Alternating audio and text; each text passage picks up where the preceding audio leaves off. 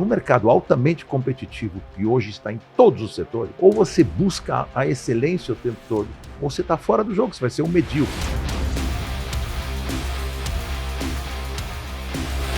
Pode acelerar. Ele que é o homem do aprendiz, o homem da publicidade, o homem dos negócios. Meus amigos, o Pode Acelerar subiu de nível, porque eu estou aqui com nada mais, nada menos do que Roberto Justo. Bem-vindo, meu amigo. Um prazer estar aqui com você. Nos conhecemos ali atrás, né? Pois quando é. Seu pai participou, inclusive, comigo lá do Aprendiz. E aí nós nos conhecemos lá. Exatamente. Desde então você deu uma deslanchada maravilhosa aí nos seus projetos, né? Pois é, verdade. Talvez tenha uma correlação aí por ter te conhecido, né, Roberto? Eu lembro que você me colocou numa dos seus... Não sei se chamava, não sei, alguma coisa de líderes que você tinha. É, o meu programa Giants, você deu uma palestra. Isso, eu fui lá falar com a tua turma. Exatamente. Uma das primeiras coisas que eu fiz lá, antes que teu pai ainda participasse comigo. Exatamente, e a sua palestra foi muito marcante, eu lembro, né? As 7 forças do sucesso, não é isso? É isso mesmo. O pessoal elogiou muito, enfim. Uma honra ter você aqui no Pode Acelerar, prazer. Roberto. Você que é um dos grandes nomes aí dos negócios no Brasil. E eu quero começar te perguntando, Roberto, quando você olha para a sua jornada empreendedora, né, toda aí uma carreira, décadas de resultados, que lições você gosta de deixar para os empresários, né? Quem está aí nessa jornada de crescimento, né? O que são pontos de atenção, ou armadilhas, ou reflexões aí que o Roberto Justus Marcos, tem? A primeira reflexão mais importante é o seguinte: a vida empresarial, como a vida em geral, é um eterno aprendizado. Nós estamos aqui aprendendo o tempo todo. Ninguém nasce sabendo nada. Por que um tem mais sucesso que o outro? Aí são características que a pessoa tem ou desenvolveu que dão uma vantagem competitiva boa para ela. A primeira coisa é senso de observação, né? Eu sempre fui muito curioso, eu falo isso, repito e não canso de repetir. Não adianta você imaginar que você vai conseguir tudo sozinho. Então você tem que primeiro usar como referência aqueles que já conseguiram o sucesso na vida. Essa é a primeira coisa. Independentemente disso, você tem que ter muita determinação. Você tem que ter uma visão diferenciada das coisas. Para ter visão diferenciada das coisas, você tem que ter conhecimento. Então, tudo isso vai se somando. Você vai se autoalimentando, né, de conhecimento, você vai se autoalimentando de referências e você vai usar tudo isso a seu favor para enxergar alguma oportunidade que você possa investir seu tempo. Uma vez que a oportunidade chegou, você tem que ter determinação e vontade para não sucumbir nas primeiras dificuldades. E elas não são poucas. É muita dificuldade para enfrentar. Então, esse é um resumão, né? Entender que você não vai conseguir nada sozinho, você não sabe tudo. Então, você tem que usar as referências para entender o que já foi feito e tentar fazer parecido. Não tem vergonha nenhuma nisso. Grandes homens fizeram grandes coisas. Você pode se espelhar nisso e tentar trazer para o teu lado esse tipo de referência. Conhecimento, porque se você não tiver conhecimento, você não vai ter a visão. Eu só consigo enxergar a oportunidade do mercado, eu só consigo enxergar algo diferenciado se eu tiver um repertório dentro da minha cabeça suficientemente grande. Mas no começo a gente é jovem. Ok, mas dentro do limite que eu tenho na época, eu já me abastecia de informação o quanto eu poderia. E depois vem a determinação para não desistir nas primeiras dificuldades. Porque empreender é uma jornada longa, né, Roberto? E às vezes... um lifelong learning e um lifelong... uma game, ação de talvez, vida. É um lifelong game, é isso mesmo. É um jogo que vai durar o resto da sua vida. E às vezes hoje os empreendedores aí acompanhando certas pessoas na internet caem numa ansiedade que as coisas acontecem do dia para a noite. Não vai ser, não é assim. Você colhe, você planta 1, 2, 3 décadas para começar a colher, né? É isso. Por quanto tempo você plantou bastante antes de colher, Roberto? Olha, foi assim, a minha carreira, quer dizer, eu não estou mais na publicidade, falou publicidade e tal, não estou mais na publicidade há 7 anos, mas foi onde eu fiquei durante 38 anos. É bastante tempo, é uma carreira enorme. Você fez uma das maiores empresas de publicidade do país, sem dúvida. Foi o grupo que eu criei, depois me associei ao maior grupo do mundo, que é da APP. O Grupo Nilcon ficou em primeiro lugar no ranking durante os últimos 16 anos, praticamente, que eu estive na frente dele. Então, de 2002, que ele assumiu a liderança, até 2018, praticamente, em dezembro de 2017 eu saí. Mas ele continuou em primeiro lugar até o fim de 18. Então, são 16 anos de liderança no mercado altamente competitivo e difícil. Muito difícil. Então, não é brincadeira. Mas, peraí, agora me perdi. O que você perguntou? a gente tava, eu falei quantas décadas ou quanto tempo sim, você sim. plantou antes de colher. Antes, então. Aí você tava Eu comecei comentando. muito jovem com meu pai. Meu pai tinha uma construtora na época, um imigrante húngaro que veio para o Brasil.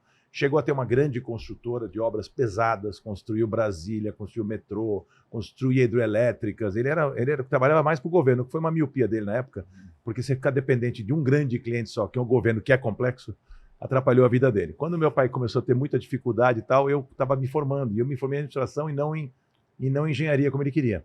E aí fui procurar o meu caminho, e achei a publicidade interessante, achei que o Brasil tinha muita TV, tinha um parque gráfico espetacular na época, a Editora Abril, a Block na época, as TVs já, a TV Globo, todo. Nossa, esse país precisa de propaganda, e eu via que as agências eram criativas. Então, eu resolvi entrar nesse meio e me associei, na época, a uma pessoa e montei a minha primeira agência. Então, na verdade, não tive tanto tempo. O preparo foi trabalhar na empresa do meu pai, que era uma empresa gigantesca. Passei por todos os departamentos. Era um leitor voraz das coisas. Na época não tinha internet para você se informar. Então, você imagina, para o jovem era muito mais difícil. Muito Hoje em dia mais, o jovem tem uma facilidade muito maior.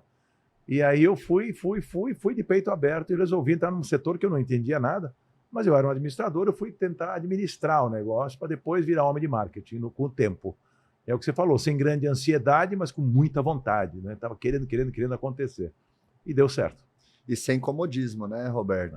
Essa palavra não existia. E abri mão de um monte de coisas, abri mão de um monte de momentos com o filho, de uma série de coisas que realmente você precisa para se dedicar ao negócio, né? Então, não tem almoço grátis nesse negócio. Você vai ter que se dedicar a uma barbaridade. Eu brinco, eu pergunto eu tenho 9 negócios hoje. Aí eu perguntei outro dia, não vou aqui citar para qual deles, mas tem uma pessoa num dos negócios. Eu falei, qual é a tua prioridade? A minha prioridade é Deus, a minha família, depois o meu negócio. Eu falei, estamos perdidos, né? Eu falei assim, não que a sua família tem que ser prioridade, Deus você pode deixar como também uma das suas prioridades, mas eu acho assim, primeiro o seu negócio. Por quê? Porque nessa fase de vida, depois as coisas vão se alterar. Você vai poder. E quando você se dedica ao seu negócio, você está se dedicando à sua família. Você vai trazer conforto para a sua família, você vai trazer, né, estabilidade para a sua família, uma vida mais bacana, mais digna. Então, o negócio também está correlacionado com família, porque é onde você vai poder pagar a melhor escola para o seu filho, onde você vai poder fazer uma série de coisas que o teu negócio está te proporcionando, entendeu? Então, vamos tentar inverter o eixo dessas prioridades e quem sabe nós vamos ter uma pessoa mais dedicada do que eu estou vendo que você quer ser. E a pessoa entendeu, né? Um dos meus negócios. É um sócio da empresa que pensava assim. Legal. Entendeu? Até adicionando um ponto, eu acho que o negócio também tem uma correlação com Deus, independente da crença da pessoa, porque todas as linhas espirituais, vamos assim dizer, propagam a necessidade do homem fazer o mundo melhor. E quando você tem um negócio de sucesso, você emprega mais pessoas, você paga melhores salários. Então, acho que você está vivendo a sua espiritualidade, né? O dar e receber, né? Sem dúvida, você está fazendo um trabalho social bacana, você está sem dúvida, concordo com você. A empresa é um grande... mas é muito mais simbólico isso que eu falei, entendeu? Claro que as 3 coisas para pessoas... Eu não sou zero espiritualizado, não tenho religião, não gosto disso, mas para quem eu acho importante esse equilíbrio. Sim. Agora, eu só tentei trazer para o contexto um pouco mais a história da empresa para mostrar que nesse momento a dedicação tem que ser a empresa. Se você quer ir domingo lá na missa, se você quiser rezar, não tem problema. O problema é que a pessoa estava se dedicando, né, a esse tipo de coisa e muito a família e deixando de lado muitas horas de trabalho. E aí complica. E principalmente no começo a empresa ela suga, né, Roberto? Ela precisa de você. Eu tenho até uma frase que eu falo assim, Roberto, empreender é sacrificar alguns anos da vida, como poucos estão dispostos, para viver e desfrutar o resto da vida como poucos conseguem, né? Então, às vezes é 1, 2, 3 décadas. Isso mesmo. Roberto, você falou aí na sua fala sobre ninguém consegue nada sozinho. E eu sei, pelas conversas que a gente já teve, reuniões, enfim, que você é um grande construtor de equipes. Então vamos falar de construção de equipe? Vamos. Por exemplo, na hora de contratar, o que você procura identificar num potencial líder para os seus negócios? Ô Marcos, as características muito importantes, né, de uma pessoa passam por várias vertentes, né? Obviamente que a formação acadêmica, a experiência, tal, tudo isso faz parte. Mas a pessoa, acho que eu vou mais atrás até do... Claro que se a pessoa não tiver preparo, se ela não tiver alguma experiência, realmente fica difícil, a não ser que seja um estagiário. Mas se eu busco líderes, eu busco esse espírito, né? O cara que quer fazer acontecer, o cara em quem eu posso confiar. Eu falo sempre que caráter é algo que você não consegue formar, a pessoa tem ou não tem, né? Então eu preciso da pessoa de bom caráter, eu preciso da pessoa que não quer puxar o tapete de ninguém, eu preciso da pessoa que realmente tem vamos dizer assim, tem parâmetros de vida importantes que batem com como eu penso, entendeu? Então, principalmente para os líderes que eu vou colocar dentro da minha empresa, ou meus sócios, etc. Tem que ter valores muito parecidos, senão não vai dar certo comigo, entendeu? Eu sou muito chato, muito perfeccionista, eu gosto das coisas no detalhe e eu gosto das coisas direito e bem feitas, né? E eu não gosto daquela coisa do levar vantagem no curto prazo. Eu construo relações de longo prazo. E para construir relações de longo prazo existe um estilo, a pessoa tem que ter uma forma de atuar que bata com o meu jeito, entendeu? Para eu poder botar do meu lado. Hoje em dia, depois do amadurecimento, eu aprendi que delegar é uma coisa muito difícil, mas muito importante. Muitas vezes as pessoas fazem as coisas melhor do que nós, que lideramos nosso negócio. No passado eu achava que tudo tinha que ser feito do jeito que eu queria. Eu tinha que orientar exatamente como eu queria que fizessem a coisa, mas não é bem assim. Mas para eu poder delegar com segurança, eu preciso ter a confiança nessa pessoa. Eu preciso ter a confiança que as decisões da pessoa vão ser baseadas em princípios e parâmetros que batem com os meus princípios, com os meus parâmetros. Não a forma de fazer. Essa ela faz do jeito que ela achar melhor. Inclusive, melhor do que eu faria, provavelmente. Senão, não preciso dela. Eu acho que sempre a complementaridade é fundamental. Eu preciso trazer gente complementar para o meu negócio. Quem faz igual a mim, de um de nós dois, a empresa não precisa. Eu já estou fazendo, eu preciso de alguém que faça diferente. Então, assim, essas coisas todas são bem calculadas, bem pensadas na hora de formar uma equipe. Então, contratar, reter, administrar talentos, né, e trazer as pessoas para dentro do jogo é fundamental. E como que você faz para evitar um turnover? Como você faz para as pessoas não saírem? Meritocracia na veia, né? Hoje em dia, eles falam muito em partnership. Antes era uma mentalidade mais ownership, né, que você era dono do negócio e mandava em tudo. Hoje é partnership, todos mandam um pouco. Claro que tem um líder que toma a decisão final, mas é muito gozado. Existe também uma coisa hoje de mobilidade societária, uma coisa complexa de entender no passado, onde você traz uma equipe e fala, você, Marcos, está comigo hoje, você tem lá 5% do negócio. Agora, ano que vem, nós vamos fazer uma avaliação tua, uma super avaliação, super correta, séria, de como você atuou em todos os mais diversos segmentos do seu job description, daquilo que a empresa esperava de você. Se você foi bem, você vai crescer participação. Se você for mal, você vai perder. Então, essa mobilidade não permite que ninguém fique acomodado. Eu já tenho tantos por cento da empresa e pronto. Não, vai variando, entendeu? Isso é muito interessante. E eu me coloco, em uma das empresas que eu tenho, me coloco, inclusive, na posição de eu também ser avaliado. E também, por mais ser fundador do negócio, junto com o meu sócio, a gente também é avaliado e também perde para funcionário. Eu perco participação que vai para um outro funcionário, se eu não fui tão bem naquele ano. Isso é muito interessante, é uma forma meritocrática de avaliar as pessoas e ela é estimulante ao mesmo tempo. O cara começa com 5, pode acabar com 15, 20% da empresa, depende se ele for a estrela da empresa. Nada mais merecido. Ele que trouxe todo o sucesso do negócio. E se ele não foi tão bem, nada mais merecido do que o outro que foi melhor que ele receber parte dessa remuneração.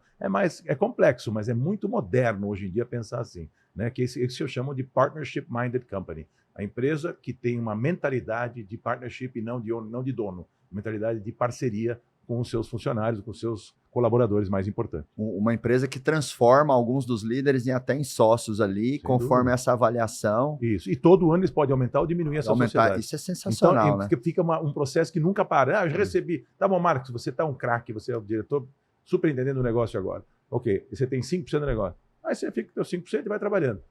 Chova, faça sol, você tá lá com 5%. Não. Aí você sabe que eu quero 10%. Interessante. Aí você vai uma faca na boca. Ou não quero perder. Faca na boca. 2 motivos para você se incentivar. Agora, para conseguir esse tipo de instrumento mais avançado de gestão, tem que ser uma SA de capital fechado a empresa, né? Acho que facilita. Tem que ter conceitos muito avançados, né, de empresa. As avaliações têm que ser muito claras e cristalinas. As decisões da empresa têm que ser todas divididas com as pessoas. É difícil gente do passado, né, empresário do passado, entender esse tipo de mentalidade. Sim. Porque ele está acostumado a ser um one-man show, eu que decido, eu que faço, eu quero assim, eu quero assado. Inclusive, tem empresários que ainda, nos tempos de hoje, têm orgulho de falar, eu tenho 100% da minha empresa. Como se isso fosse o mais efetivo, não é? Isso é terrível. Às vezes, se ele tivesse 70%... Ele poderia ter 70% de um negócio muito maior se ele tivesse distribuído a riqueza. Exato. Aí ele teria... para as pessoas que produziram, ajudaram a produzir aquela riqueza. Exato. E aí ele pega 10, 20, 30% e distribui para 5 a 10 pessoas, isso, né? Sabe que eu quero, no final do ano, lançar o nosso programa de partnership, ô Roberto? E hoje, na minha cabeça, assim, 5 a 10% da empresa não é minha. Está na tesouraria. É isso mesmo. Está virtualmente na tesouraria. Para o quê? Reconhecer os meus executivos, nós, os talentos. Nós, fundadores de um negócio que eu tenho uma Wealth, a gente só tem 70% da empresa. 30% está flutuante. E nós não distribuímos tudo ainda. Ainda guardamos boa parte da tesouraria para ver quem vai chegar ainda. Quem vai... E os nossos 70 estão no jogo.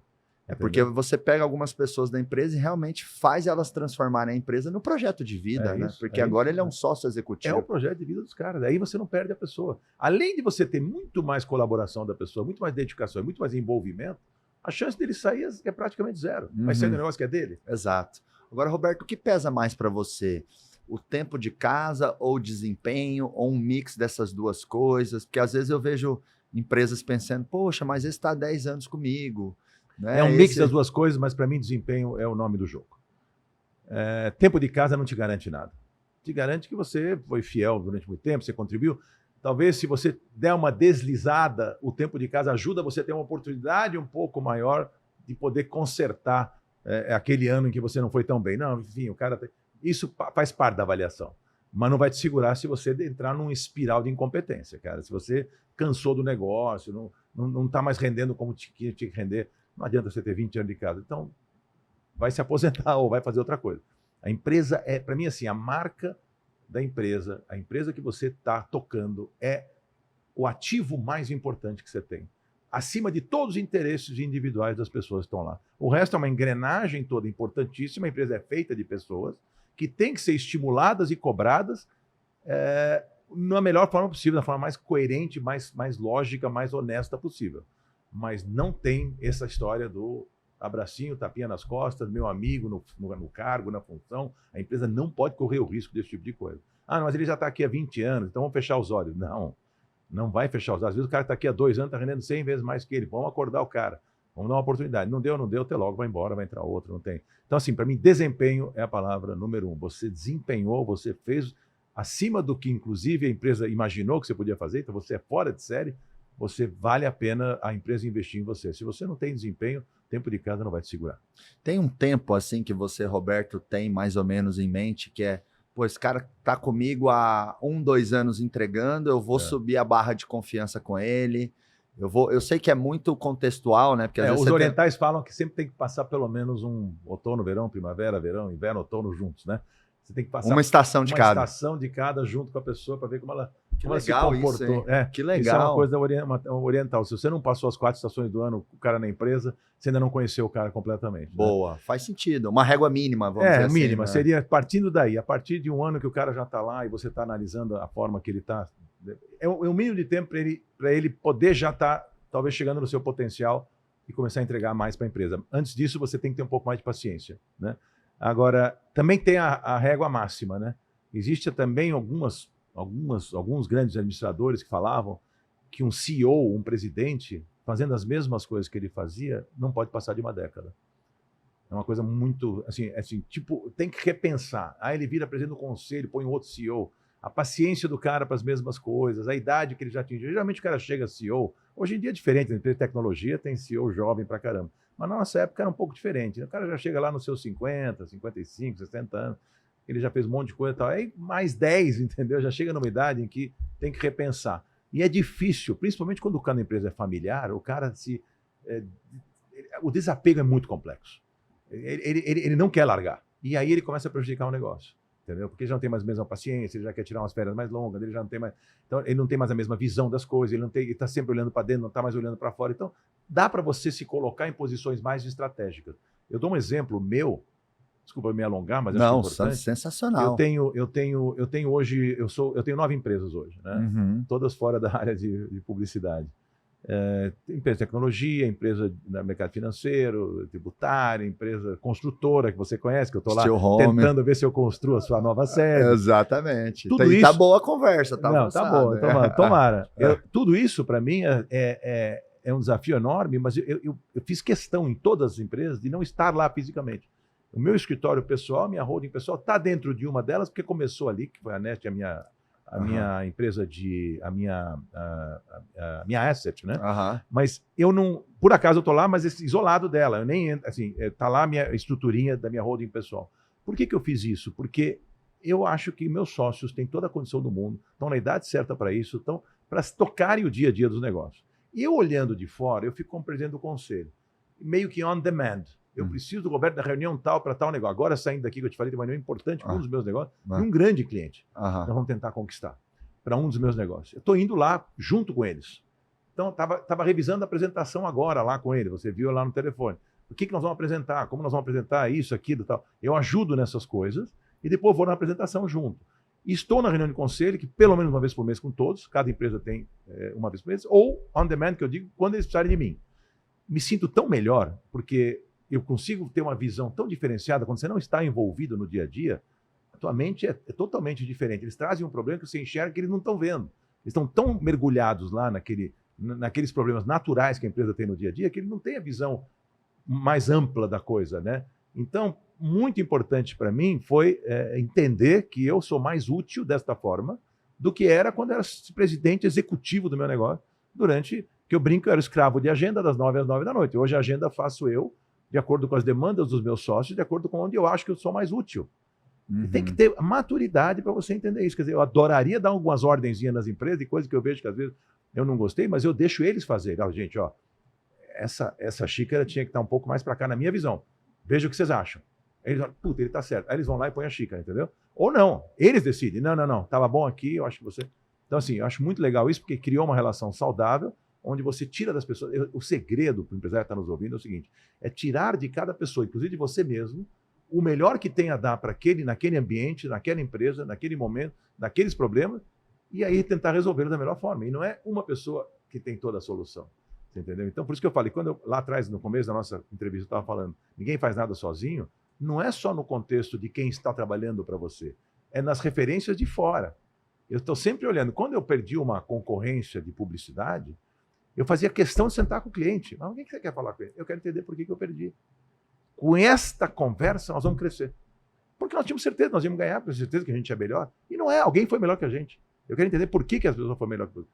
E se teve um motivo plausível, e que esse motivo realmente nos alimente de informação para a gente melhorar mais ainda. É uma constante busca pela excelência. No mercado altamente competitivo, que hoje está em todos os setores, ou você busca a excelência o tempo todo, ou você está fora do jogo, você vai ser um medíocre.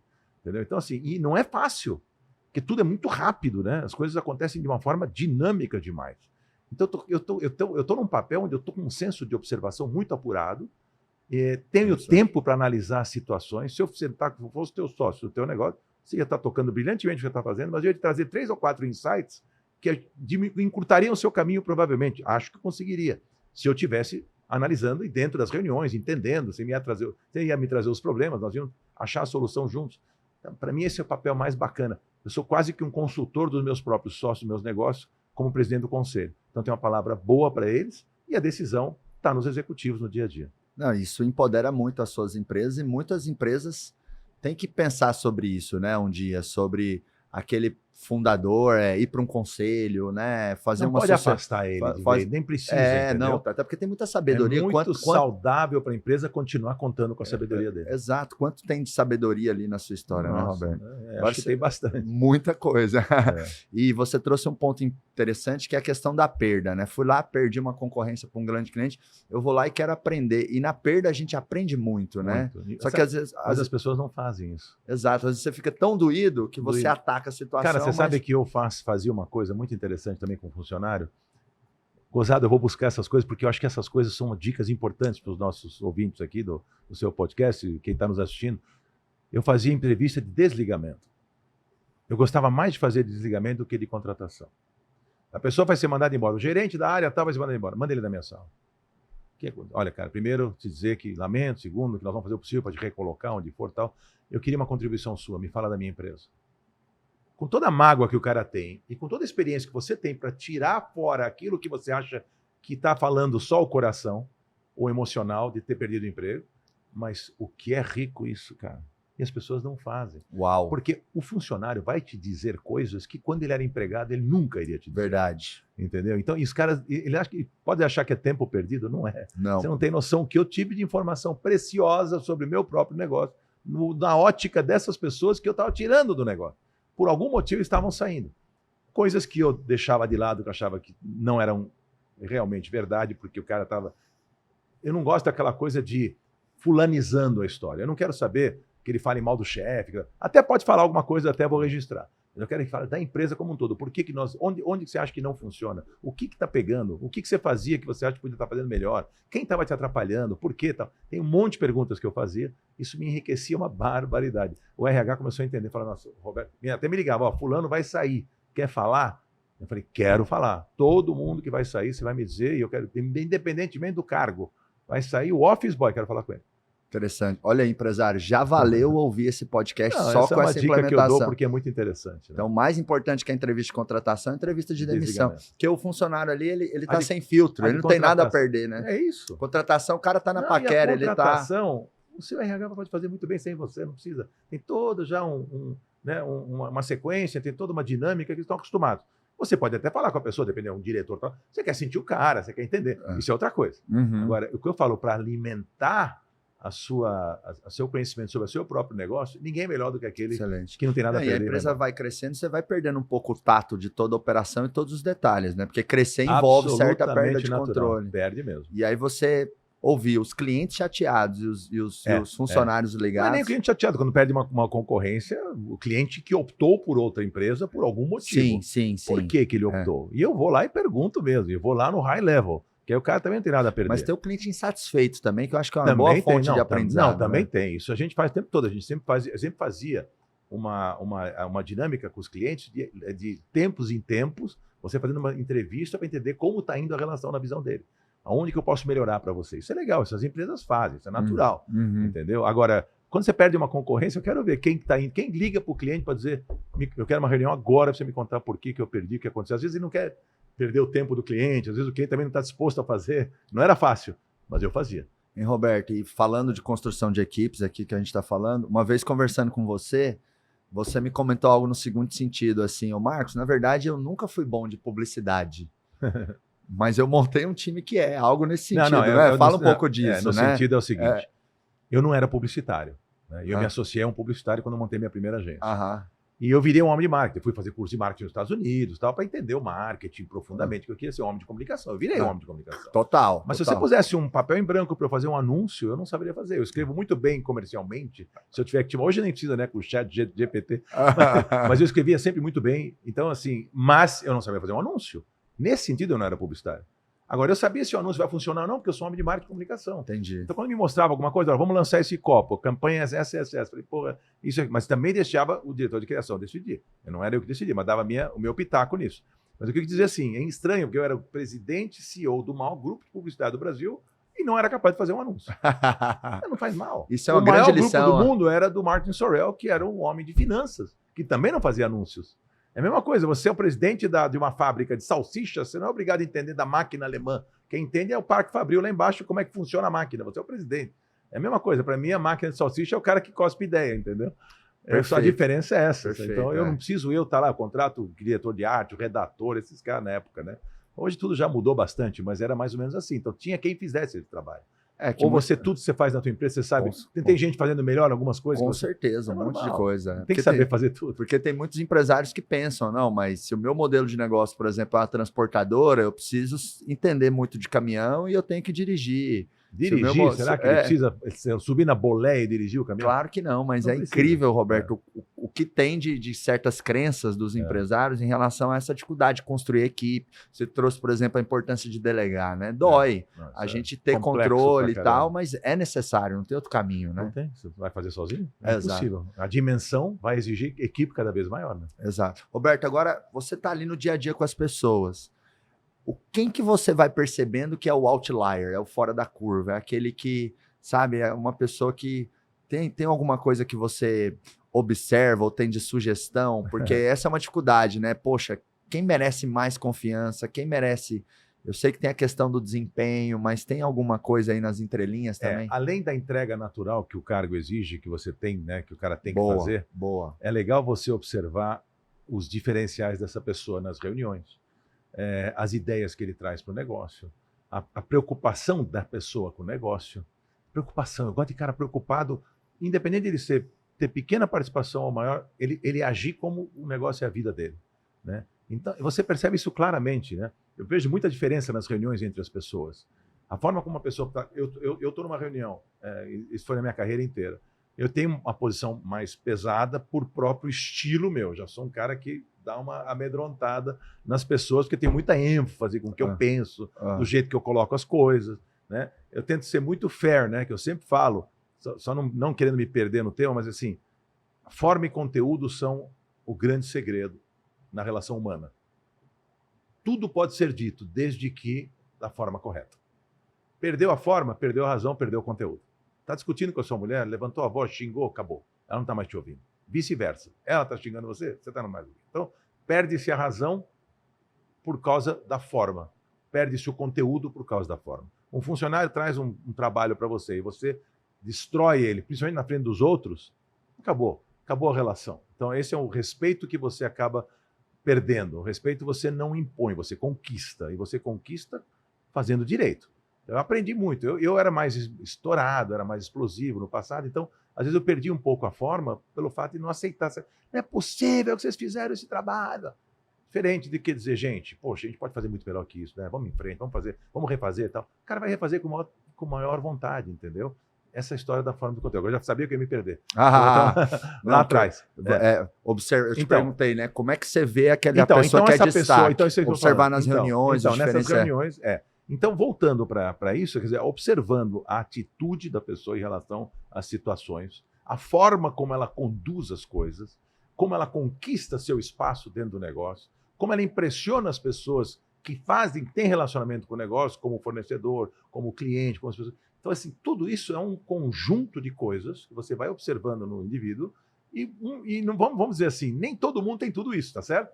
Um é melhor na forma de conduzir a relação com o cliente, outro é melhor na forma de conseguir as coisas dentro da empresa, o outro é mais dedicado, o outro é menos, e você vai fazendo o seu juízo de valor sobre como essa pessoa está contribuindo e o quanto. E você tem que ter um senso muito apurado, um fine-tuning muito legal para você entender, né? Esse cara, esse Marcos Marques, esse é fera. Olha, cara, eu já tive um exemplo, uma diretora jovem. Ela tinha 20 anos de idade, lá atrás, numa das minhas agências, e eu botei ela como diretora de atendimento de um grupo de contas acima de cara que...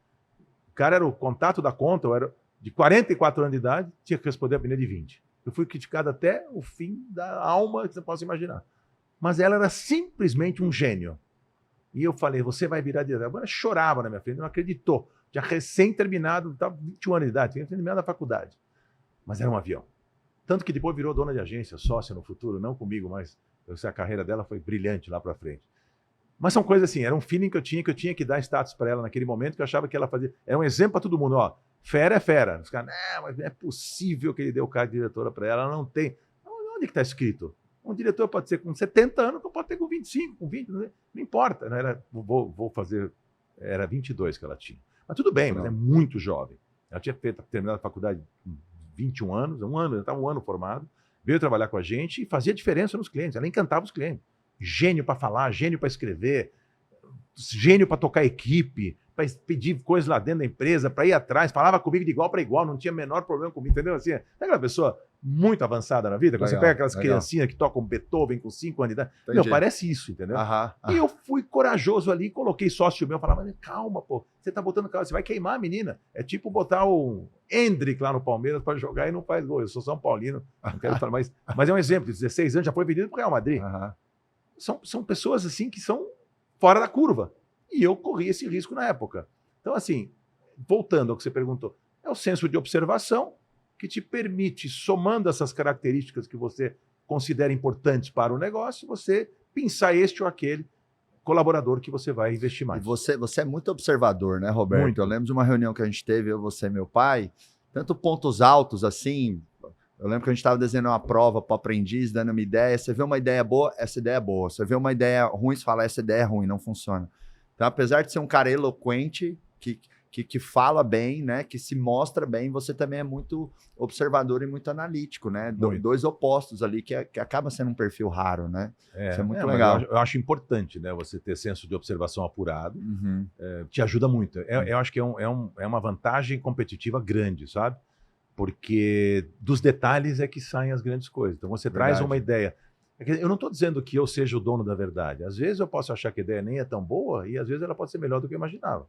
Mas olha, com a experiência que eu tenho hoje, assim, eu consigo Chegar para meu time e falar, cara, vamos investir por esse caminho que eu achei genial. Esse é mais difícil por isso. Tem que ter argumento, né, Marcos? A vida é assim, você senta numa mesa, você tem que convencer as pessoas com bons argumentos. Não é porque eu sou o dono da empresa. Carteirinha de dono não deve ser usada para resolver algum problema, a não ser realmente quando está muito complexa a situação que o cara tem que dar uma carteirada, decidir.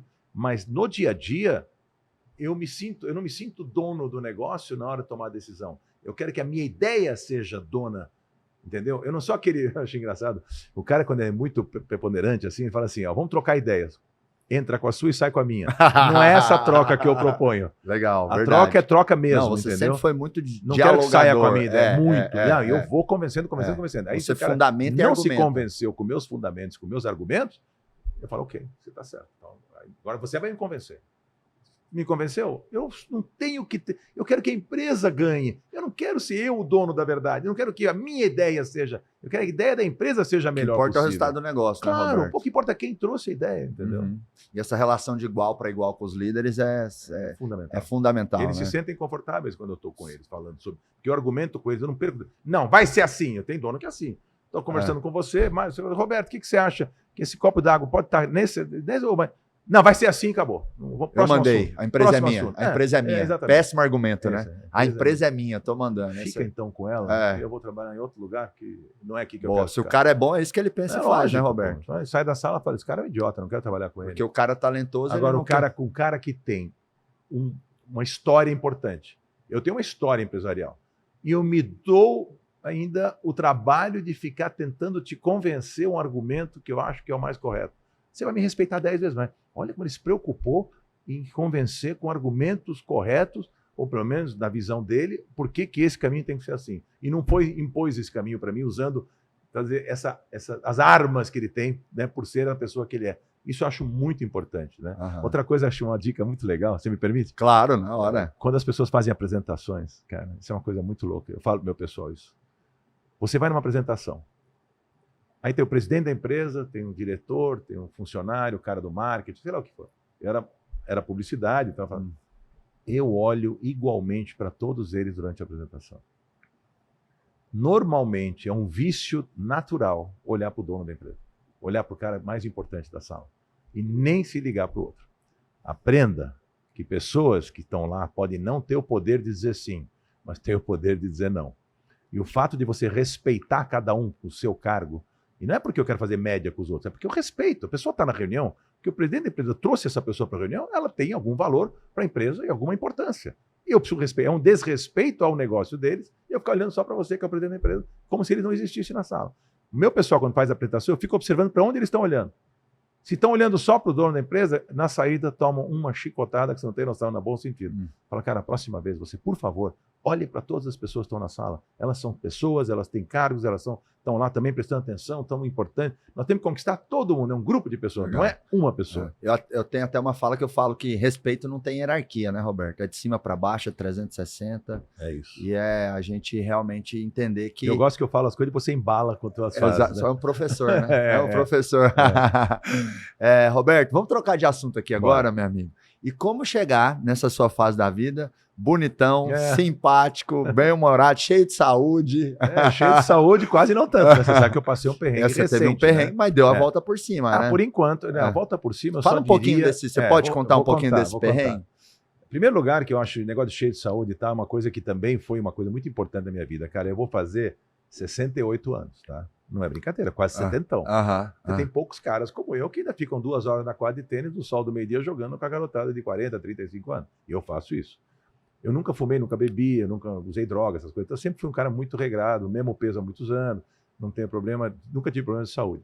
Mas hereditariamente, a família da minha mãe, a família da minha mãe é câncer, a família inteira.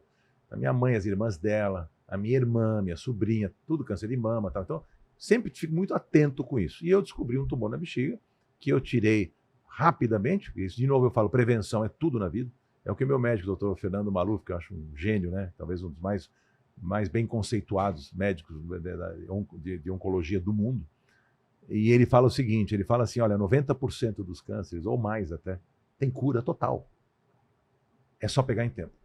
Quando não pega em tempo, aí complica. Se espalhar, e alguns são muito graves, mas E tudo tem a ver com o que você põe para dentro do seu corpo, né? Então, como eu pus pouca coisa ruim, não é que eu já comia batata frita, como meu doce, essas coisas não tem como evitar. Mas eu não tomo refrigerante, só tomo suco natural, só tomo água, nunca bebi uma gota de álcool. Tudo isso me ajuda muito a manter um corpo mais saudável, menos desgastado, e que pôde agora combater esse problema que eu tive de forma diferenciada. Se eu fosse sedentário e tivesse tido hábitos ruins, talvez eu não estivesse falando com você nessa condição que eu estou aqui. Então, isso foi no ano passado, em outubro, eu fiz a cirurgia. Eu estou fazendo uma imunoterapia, que é um tratamento muito moderno. Esse tratamento é um remédio americano, chama Nivolumab. Ele é um remédio fantástico, que ele faz o quê? Faz os teus leucócitos atacarem qualquer coisa. Então, porque eu não tenho mais tumor.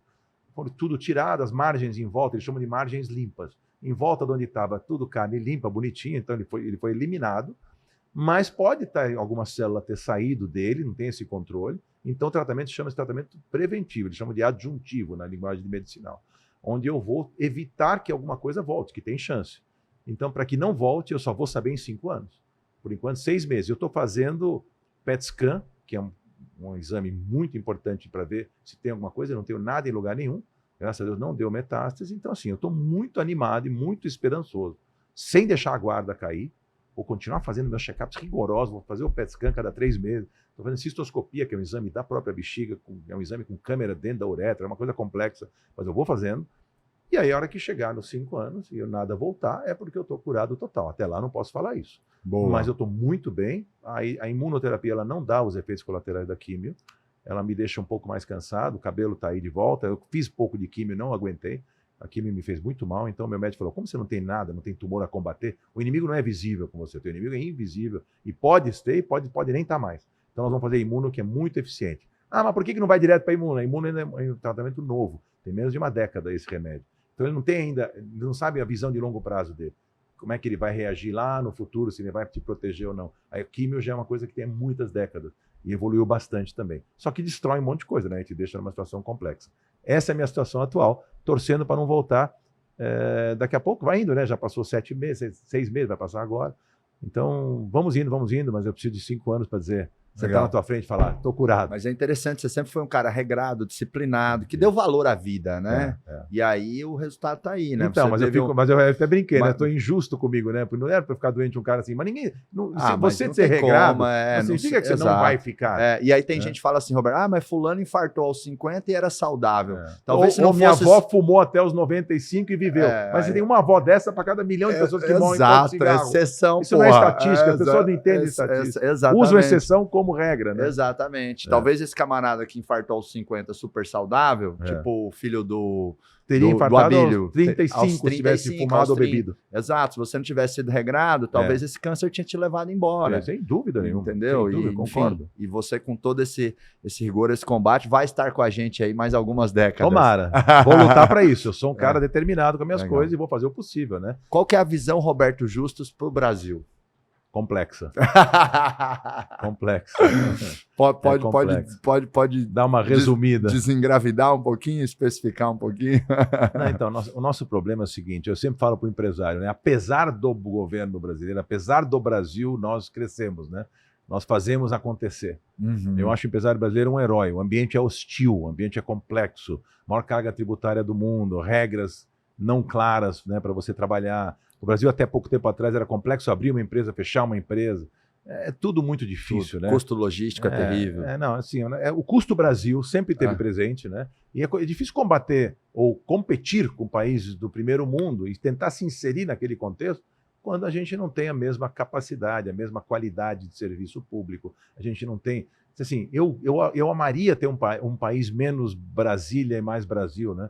Eu amaria ver aquilo que estão agora indo no caminho contrário, a privatização maior possível de todos os serviços, de banco, de petroleira, de tudo, porque não tem sentido o governo. Isso é só cabide de emprego, isso é só corrupção. Se a gente conseguisse botar tudo isso na mão da iniciativa privada e o governo se concentrasse em segurança pública, educação, saúde, na organização, no controle do país, na defesa do país, tem um monte de coisa para o governo fazer que é muito importante para a população e que hoje você não sobrevive. Morre gente por causa do serviço de saúde precário que nós temos. Um dos maiores índices de morte de Covid do mundo foi em virtude quem mais morreu foi a população mais pobre, mais carente. Pode fazer estatística que vocês quiserem. Pessoas que não tinham o cuidado que poderiam ter. Claro que com comorbidades, pessoas... Agora, se você olhar em todos os setores, como é ruim a educação no Brasil, como eu queria ter uma educação igual a da Coreia, como eu queria ter uma educação igual a dos Estados Unidos. Então, assim, é muito difícil, porque começa culturalmente o problema já na educação. Então, a gente tem problema de educação, problema de saúde, problema de segurança pública, só esses 3 que o governo cuidasse, nós estamos feitos. Já estava excelente, né? Excelente. Imagina a saúde bacana para a população, educação de primeiro mundo para os nossos filhos e segurança pública, você não morrer de medo de ser assaltado na esquina.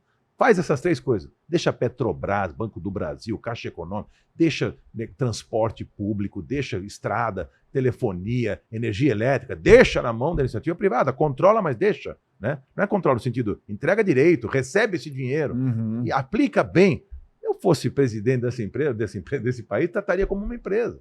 É assim que o Brasil teria que funcionar. Aí o Congresso Nacional é complicado, presidencialismo de coalizão, onde você não consegue fazer nada, o presidente tem limitações. Aí o nível dos nossos presidentes, com todo o respeito, não é um nível que nós gostaríamos de ver no comando de 2 trilhões de dólares de PIB. De PIB, né? Quer dizer, não dá. A gente está num cenário assim que é um problema sério. Né? Os nossos presidentes nem falam nem inglês, não falam nem uma segunda língua. Né? Não são preparados, não são gestores. É tudo política, é tudo toma lá da cá, é tudo interesse, é tudo... Não tem uma gestão competente, né? Ainda no governo passado, nós tivemos alguns ministros muito competentes, né? O presidente falasse menos, atrapalhasse menos, teria sido melhor, mas infelizmente também não deu certo, também é complicado. Tudo que é extremo eu não gosto da extrema direita, não gosto da extrema esquerda. Eu sou uma pessoa mais... O extremo é perigoso, né? É ruim, é ruim. Tudo na vida. Não traz nada. Assim, a esquerda, para mim, é lamentável ver a esquerda assumir o governo de novo, depois de tudo que fizeram no passado. Não tenho problema nenhum falar isso, porque eu sempre falei, repito aqui, torço para que dê certo, qualquer um que entrar em Brasília vai ter minha torcida. Agora, não dá, já está vendo que não vai funcionar, as coisas estão complexas, estão difíceis, entendeu? Então, não são as pessoas certas no lugar certo, a forma como eles agem. Então, eu falo assim, fecha os olhos, vamos trabalhar, vamos criar riqueza. Abstrai isso aí, vamos criar riqueza. Tem que abstrair, né? Não tem o que fazer. Não está no nosso... Quer dizer, tem o que fazer, a gente pode falar, a gente está aqui falando, a gente pode recomendar, não tem problema. Eu fiz parte do conselhão lá atrás, na época do presidente Temer. Então, assim, a gente tentar torcer para um país ter uma condição um pouco melhor e a gente não está vendo isso. Assim, eu estou muito descontente com o que aconteceu no último governo, em alguns aspectos, e contente em outros, né? O ministro Guedes era maravilhoso, agora o atual governador Tarcísio é excelente. Sensacional. Então, assim, tinha gente bacana lá. E eu já não acho esse ministério do mesmo nível que era o anterior, né? Pena que eu queria que o último presidente voltasse, não tivesse saído do Brasil, tivesse feito uma oposição bacana, importante, porque a oposição é sempre muito saudável para o país. Ele tinha 58 milhões de votos nas costas para fazer uma oposição incrível. Eu, se fosse ele, teria feito, independente de querer voltar ou não voltar. Tem uma Câmara e um Senado mais de direita. Então, e aí você faz uma oposição saudável, você não deixa eles quebrarem o país de novo, como já fizeram no passado. Mas tudo isso me deixa um pouco decepcionado. Aí o pessoal dos bolsonaristas me criticaram. Tal. Eu fiz tudo para ele ser reeleito, porque era a opção melhor que nós tínhamos naquele momento. E eu falei uma coisa que eu vou repetir aqui. Assim, eu não concordo com tudo que o presidente Bolsonaro faz e fala. Aliás, eu discordo de muita coisa que ele fala e que ele faz. Mas eu não concordo com tudo que o Lula quer fazer. Isso eu falei num vídeo que eu postei. Também, para mim, eu imaginava que o que viria... E aí depois, democraticamente, temos que aceitar, já foi. A eleição foi, agora nós temos que torcer para dar certo. Eu não tenho nada contra a pessoa física do presidente Lula, nem de ninguém. Eu tenho contra a ideologia do partido, o PT, que eu não gosto e tal. Agora, os caras pudessem tentar modernizar um pouco a mente deles, a visão deles, clarear um pouco e trabalhar mais pelo Brasil, entender um pouco mais as nossas necessidades de forma... Agora começa de novo, MST, ocupação... Não dá, o Brasil não pode mais se dar o luxo de voltar para trás décadas de novo. Roberto, mas você chega a ter uma preocupação que o país pode entrar numa derrocada ali, chegar a ser uma Argentina, uma Venezuela a longo prazo? Isso é extremismo. É um exagero da direita falar isso, porque a riqueza brasileira e a estrutura do Brasil democrática... As instituições são relativamente fortes. São fortes, são sólidas. Não acredito que o Brasil entre nisso. Agora a gente perde tempo. A gente deixa de crescer como poderia crescer. Exato. Entendeu? A gente pode perder uma década de eu novo. falo para os empresários assim, se você cresce 50% num ambiente ruim como esse, talvez você teria crescido 80%. Mas muito mais. Mas também, através da tua competência, você cresceu pelo menos 50%. É verdade. Então, acho que o governo ele te joga para cima ou para baixo, mas tem o teu resultado. Não é essa tragédia toda, entendeu? Se o governo tá bom e o ambiente tá bom e a minha performance é ruim, não vai adiantar nada também. Exatamente. Então, acho que enfim, o vento tá ruim, mas vamos navegar bem para tentar chegar ali. Não é essa tragédia toda, na minha opinião. Acho que dá para a gente sobreviver, os nossos negócios podem prosperar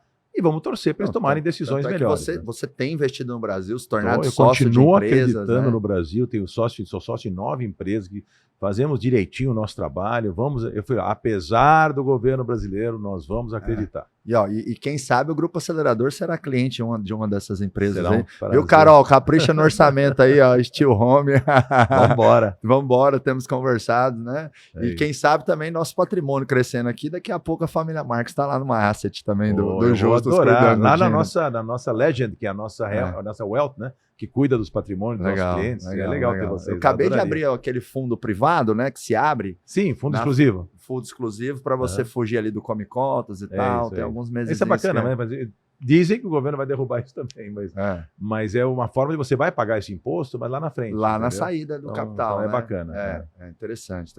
Roberto, e assim, quando você olha para o seu passado, tem algo que você chega a se arrepender? Qual que é a sua visão sobre isso? Eu vou falar para você, Marcos, que eu estou muito feliz com tudo que eu realizei na minha vida. Seria muita injustiça comigo mesmo eu me cobrar de ter feito... Agora, se você olhar detalhadamente alguns negócios que você fez, algumas decisões que você tomou, algum ímpeto talvez menos maduro, né? Por ser um empresário mais jovem, alguma relação que você quebrou por algum motivo, você realmente poderia ter feito diferente. Mas o que você tem que analisar sempre é o saldo final das coisas.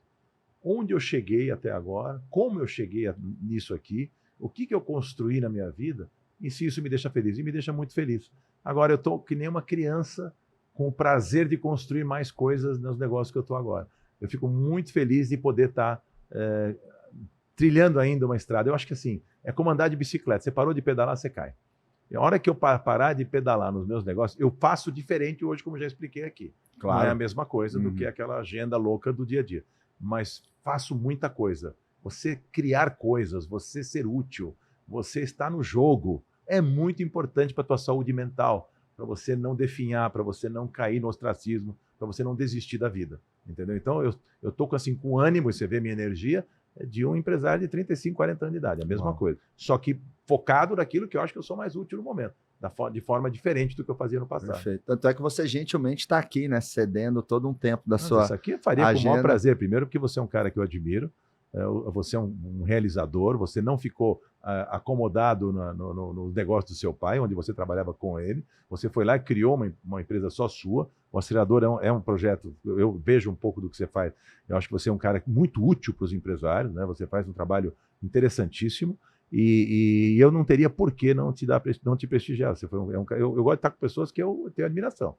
Se eu achar que eu venho aqui para responder perguntas que não fazem sentido com pessoas que não estão preparadas, obviamente que eu não vou fazer. Mas eu faço isso com o maior prazer, porque eu acho que nós temos obrigação, de certa forma, de distribuir um pouco o nosso conhecimento, né? De dividir, compartilhar coisas que possam ser úteis. O cara fala, está falando bobagem. Ok, é o direito que você tem de ouvir, de achar o que você quiser sobre a minha pessoa, mas eu acho que compartilhar com as pessoas o conhecimento, a experiência que eu tive na vida, através de podcasts como esse, com caras como você, que fazem disso o seu trabalho, né? De melhorar as pessoas, de fazer com que os negócios das pessoas cresçam. Eu vi você dando dados, né? De quanto você faz crescer as empresas dos caras e tal. Então, tem um nicho de empresa que você é melhor, que você atua melhor, né? Que essa empresa de média, né? De médio faturamento, para um pouco maior, mas não são tão pequenas mais, é onde você atua e navega melhor. Acho sensacional eu poder ajudar vocês. Perfeito. Fico muito feliz com a sua vinda, Roberto. E a gente inventou uma tecnologia aqui no Pode Acelerar, que a gente coloca um superpoder no microfone para que o nosso grande convidado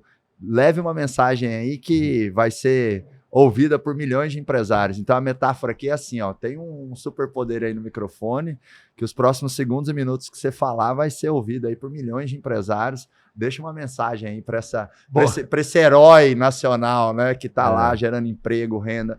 Muitas vezes a população, né, tem ali uma visão totalmente interpretada de um cara bem-sucedido como você, eu e grandes empresários. Pô, o cara é ganancioso, o cara... Poxa, e assim, chega um ponto que, cara, a grana é importante, mas o impacto, né, é o que você falou. Você não tem um ganho direto nenhum aqui em termos financeiros, mas você está aqui para deixar uma mensagem, deixar um impacto, né? Deixar um legado, né? Então, enfim, deixa essa mensagem para esses heróis do Brasil, que são os pequenos e médios empresários. Então, né, usando o poder do teu microfone, né? Eu falei bastante coisa hoje aqui, que eu acho que tudo que se somou do que eu falei, acho que foi um pouco dessa mensagem. Se eu pudesse resumir aqui, eu até diria que vocês são realmente heróis, né? O empresário brasileiro, ele é, e no mundo inteiro, ele é o maior empregador do país. Ele é muito maior do que o governo, né? O governo tem um monte de cabides de emprego, uma série de coisas, mas quem realmente dá um emprego é o empresário. Do microempresário, tem centenas e milhares de microempresários, do médio empresário e do grande empresário. Todos estão no mesmo barco, né? É acreditar que tudo é possível. Tudo tem uma saída. Na hora que você estiver naquele momento em que você está sentindo que, estou perdido, não sei mais o que fazer, você vai conseguir se você acreditar. Eu sempre acreditei e sempre achei... É uma forma muito gozada, né, que eu vou contar aqui para vocês, de olhar as coisas. Se você vier me trazer um negócio, e eu quero que você pense assim no futuro, nos seus negócios, falando com seus empresários, os seguidores do seu podcast. Alguém trouxer um negócio para você, eu já olho como aquele negócio pode ser bom. Eu não gosto do empresário que já olha como aquele negócio pode ser ruim. Eu prefiro desconstruir uma coisa que eu construí na minha mente, daquilo que está sendo oferecido para mim, e depois sair fora, porque a desconstrução me levou à conclusão de que não é bom para mim, do que ter que construir algo porque eu sou um pessimista que sempre vou achar que as coisas são ruins ou que alguém quer me passar a perna. Então, é uma forma que eu trago aqui, eu nunca falei isso para ninguém, estou contando para você. Uau! Que é uma forma assim, eu falo isso, eu tinha sócios assim. O Marcos Marques nos ofereceu uma parceria no acelerador, na empresa dele e tal, para a gente. Ele acha que... Eu já penso, nossa, com essa empresa junto, com a minha mente, onde eu posso chegar, o que eu posso fazer, quanto será que eu posso faturar, tal. Aí eu vou pensar, não, mas aí, será que combina mesmo comigo? Será que eu vou ter tempo para dedicar? Eu começo, jogo o positivo lá em cima e tá. Se no negativo eu parar, porque não tem tanta coisa negativa, e eu mantive um patamar de positivo suficiente, é onde eu vou me mergulhar. E posso te garantir que a maioria das pessoas, quando analisam alguma coisa, elas olham o ruim. Não, mas isso aqui não vai funcionar. Não tem esse espírito. Então, eu deixo essa mensagem. Todas as oportunidades surgirem, por menores que sejam ou maiores que sejam, olha com um olhar positivo, com um olhar de que isso pode ser bom. E depois desconstrói e vai para o momento em que você tomar a decisão final. Você está embasado para tomar a decisão final daquela oportunidade. Acho que é uma coisa legal para os teus empresários, entendeu? Porque é com isso, com esse meu otimismo e com essa vontade de fazer as coisas acontecerem, que eu levei para frente quase todos os projetos. Eu tenho hoje 9 empresas, mas eu te juro, sem exagero, depois que eu saí da publicidade, eu tive mais de 200 ofertas de negócio. Dos mais diferenciados que você possa imaginar. Sobraram 9. Mas eu olhei as 200 com o mesmo otimismo, com a mesma vontade de que quem sabe fazer as 200 acontecerem. Não deu. 191 negócios eu tirei fora da minha frente, porque a desconstrução me levou a imaginar que elas não podem ser boas. Mas quando me apresentaram, eventualmente eu ia ser dono de mais 200 negócios. Sensacional. Um hábito de explorar as possibilidades antes de ir para as debilidades. Muita possibilidade. Muito. Fica muito tempo nas possibilidades. Você vai descobrir coisas bacanas. E depois você vai tirando onde está o lado ruim da história. Adorei. Roberto, eu vou soltar um pod aqui no microfone, tá? Olhando para a galera ali. E eu queria que você soltasse um acelerar, mandando a sua energia pra galera. Eu vou contar 1, 2, 3, eu falo pode você acelerar. Vamos levar a nossa energia para esses empresários aí acelerarem, tá bom? 1, 2, 3, pode! Acelerar!